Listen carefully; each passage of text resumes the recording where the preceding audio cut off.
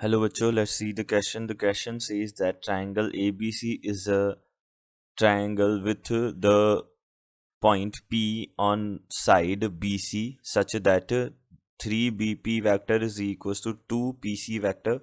The point Q is on the line CA such that 4CQ vector is equals to QA vector.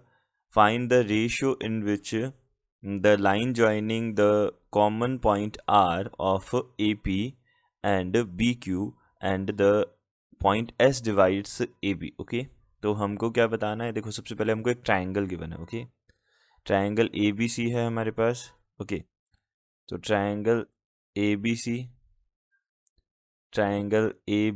है हमारे पास. Okay, and ABC triangle जो है वो क्या कर रहा है? देखो, P एक पॉइंट है BC पर. ओके, BC पर एक पॉइंट है हमारे पास P, तो ये P हो गया पॉइंट BC पर. ओके, और ये BC को किस टाइप से कट कर रहा है ये देख लेते हैं. देखो, 3BP vector this is equal to 2PC vector. Okay, तो यहाँ से हम बोलेंगे कि 2:3 में ये डिवाइड करता है. ओके, तो 2:3 ये P वैक्टर हो गया. P हो गया हमारे पास पॉइंट. इसके बाद में Q जो है वो CA पर है, तो Q जो पॉइंट है वो CA पर है, और ये किस टाइप से कट करता है? 4CQ this is equals to QA vector. Okay, तो CQ एंड QA वैक्टर कितना है? 1:4 है. ओके, तो यहाँ से हम बोल सकते हैं ये हो जाएगा 4:1. Okay, clear. अब इसके बाद में देखो, अब लाइन ज्वाइनिंग. अब देखो यहाँ पे फाइंड द अब देखो BQ हमने ये बोल दिया, ये BQ बन गया हमारे पास. अब देखो, find the ratio in which the line joining the common point R of AP and BQ. Okay, तो यहाँ पे इन दोनों को कट करने वाली, इन दोनों का कॉमन पॉइंट वाली ये लाइन हो जाएगी R हो जाएगा ये पॉइंट. ओके, एंड इसको C से कनेक्ट कर देते हैं, और ये जो इसको कनेक्ट AB को कट कर रही है. ओके, वो किस पे कट कर रही है? S पे कट कर रही है. ओके, ये हमारे पास पॉइंट्स आ गए. ओके, अब सबसे पहले देखो, हम यहाँ से P पॉइंट और Q पॉइंट जो है उनके पोजीशन वेक्टर्स हम फाइंड आउट कर लेते हैं. ओके, सो यहाँ से हमने क्या एज्यूम किया? सबसे पहले देखो, यहाँ से देखो, इसको इजी बनाने के लिए हमने क्या किया? इसको ओरिजिन वेक्टर फाइंड बोल दिया. ओके, और यहाँ से इसको B वेक्टर बोल दिया, इसका पोजीशन वेक्टर, और इसका पोजीशन वेक्टर C वेक्टर बोल दिया. ओके, अब देखो यहाँ से P जो पॉइंट है वो क्या बनेगा हमारे पास? P position vector of P. Okay, position vector of P, point P जो है वो कितना बनेगा? 3B वेक्टर प्लस का 2C vector divided by 3+2. Okay, ये बन जाएगा हमारे पास में 3B vector plus 2C vector divided by 5 बनेगा. ओके, एंड उसके बाद हम यहाँ से बोल सकते हैं Q वेक्टर जो है वो कितना बनेगा? 4 का मल्टीप्लिकेशन C के साथ हो जाएगा, 1 का 0 के साथ हो जाएगा. ओके, तो यहाँ से Q वेक्टर जो है वो कितना हो जाएगा? 4C वेक्टर डिवाइडेड बाय 5 हो जाएगा. Okay, clear. ये P और Q आ गए हमारे पास. अब देखो, अब यहाँ से हम क्या करेंगे? इन दोनों से ही C का वैल्यू हम फाइंड आउट कर सकते हैं और उसको इक्वलेट कर सकते हैं. ओके, सो 5P वेक्टर, देखो इस 5 का मल्टीप्लिकेशन P के साथ कर दिया, एंड यहाँ से हो जाएगा माइनस का 3B वेक्टर डिवाइडेड बाई 2. ये बन गया यहाँ से कितना? C वेक्टर बन गया, और यहाँ से C वेक्टर कितना बन जाएगा? 5Q vector divided by 4. Okay, ये बन गया. तो यहाँ से हमने क्या फाइंड आउट कर लिया? इट्स इम्प्लाइज, देखो यहाँ से हमने क्या देख लिया कि 10P जो है, 10P vector minus 6B vector जो है वो कितना बन जाएगा? 5Q वेक्टर के इक्वल हो जाएगा. ओके, ये बन गया.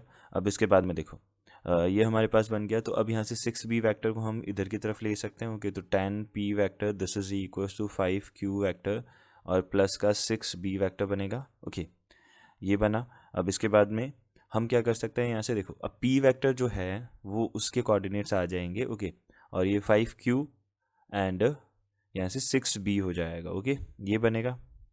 तो यहाँ से मैं क्या कर सकता हूँ? दोनों तरफ हम क्या कर सकते हैं? 11 का डिवाइड कर सकते हैं. ओके, बिकॉज 6+5 यहाँ पे 11 बन रहा है. ओके, ये क्लियर है. अब देखो यहाँ पे हमको क्या पता चल गया? ये क्या हो गए? आर के कोऑर्डिनेट्स हो गए. ओके, ये हो गए आर के कोऑर्डिनेट्स, क्योंकि क्यू भी, देखो Q जो है ये वाला पॉइंट हो जाएगा. ठीक है, ये कैपिटल Q बोल देते हैं इसको. ठीक है, तो ये स्मॉल Q बोल दिया, चलो कोई नहीं. ओके, तो Q small Q. Okay, and ये 6B. ओके, तो यहाँ से हम ये वाला रेशो हमको मिल गया, कितना बन गया, ये 5:6 बन गया। ओके, तो 5 का मल्टीप्लिकेशन तो Q के साथ है, तो ये 5:1 आ गया।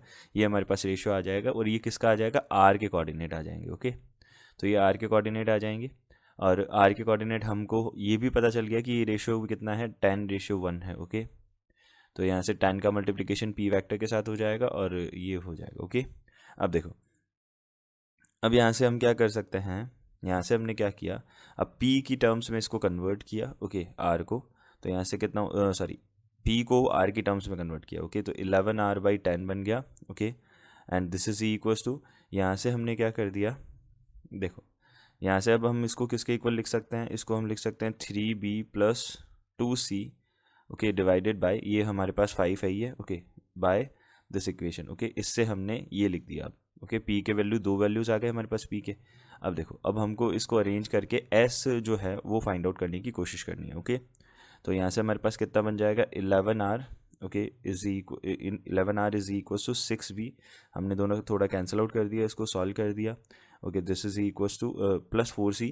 ओके, तो इट्स इम्प्लाइज, यहाँ से हमने क्या किया, 11R - 4C, this is equal to 6B। Okay, कितना बन जाएगा ये, यहाँ से 6B बन जाएगा। ओके, इट्स इम्प्लाइज, यहाँ से 11R - 4C divided by 6, this is equal to B vector आ गया। ओके, तो ये B वेक्टर आ गया हमारे पास, कौन सा, 11R - 6B। Okay, 11R - 6B divided by 6 आ गया। Okay, sorry 4C divided bye 6B आ गया। ओके, तो हम इसको क्या लिख सकते हैं, देखना, यहाँ से हमने क्या बोला, ये बन गया हमारे पास 6/7। ओके, अब देखो 11 - 4 करने पे हमारे पास कितना आएगा, 11 - 4 करने पे हमारे पास आएगा 7। ओके, लेकिन यहाँ पे नीचे 6 है, ये एक्सटर्नल डिवीजन हो जाएगा, तो यहाँ नीचे कितना आना चाहिए, 7 आना चाहिए। यानी कि यहाँ पे 6 का ये 6 तो है ही है। ओके, तो 7 का हम क्या कर देंगे, डिवाइड मल्टीप्लाई, और इस 6/7 को हम किधर भेज देंगे, divided by 7, this is equal to 6B/7 बनेगा। ओके, 6B वेक्टर बाय 7 बन जाएगा ये। Okay, this is equal to कितना आ जाएगा, S वेक्टर आ जाएगा ये। ओके, ये किसके इक्वल आ जाएगा, S वेक्टर के इक्वल आ जाएगा। ओके, क्योंकि हमारे पास R और C जो है उसका एक्सटर्नल डिवीजन आ रहा है हमारे पास S, तो S हमको बनाना है, तो S हमारा एक्सटर्नल डिवीजन है।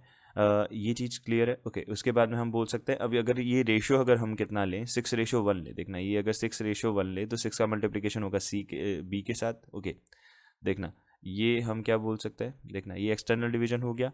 अब देखो 6 का B के साथ लेना है। ओके, तो 6 को B के साथ ले लिया। ओके, अगर ये हमारा रेशो हो जाएगा 6:1। ओके, तो देखना 6 का अगर B के साथ लिया और 1 को 0 के साथ लिया, और डिवाइडेड बाय हमारे पास टोटल कितना हो जाएगा, 7 हो जाएगा। तो 6B/7 जो है वो किसके इक्वल आ जाएगा, S के इक्वल आ जाएगा। ओके, तो S वेक्टर जो है वो ये बनेगा। ओके, अब देखो यहाँ से हमारे पास जो आंसर आ गया फाइनल, वो कितना आ गया, 6:1 आ गया। Okay, so 6:1 is the answer. I hope you understood it well. Good luck. Thank you.